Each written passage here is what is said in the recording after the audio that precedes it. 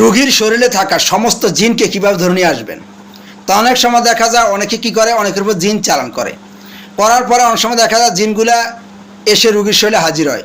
অনেক সময় দেখা যায় যে রোগীর শরীরে জিন হাজির হয় না, রোগীর শরীরে জিনকে হাজির করা লাগে, তা আমরা এটাকে চালান বলি। তো অনেক সময় অনেকে কী করে, রোগীর শরীরে জিনকে হাজির করে, করার পরে কিছু জিন হাজির হয়, কিছু জিন হাজির হয় না। তো যেই জিনগুলো হাজির হয় না, আপনি চাইলে ওই কবিরাজের, যেই কবিরাজ রোগীর উপর জিন চালান করছে, ওই কবিরাজের সমস্ত জিন ওই রোগীর শরীরে হাজির করতে পারবেন।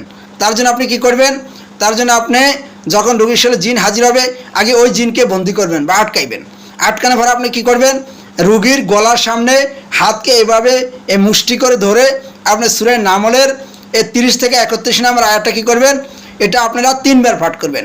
করে আপনি বলবেন যে তোমার শরীরে, এই রোগীর শরীরে থাকা সমস্ত জিনকে আমি ধরে নিয়ে আসতেছি। এটা বলে এইভাবে গলার সামনে মুট করে জোরে একটা টান দিবেন, আল্লাহু আকবার বলে। দেখবেন যে ওই রোগীর শরীরে থাকা সমস্ত জিন বা কবিরাজের যত জিন আছে, আপনি চাইলে সমস্ত জিনকে এই রোগীর শরীরে এনে হাজির করতে পারবেন। তো সবাই ভালো।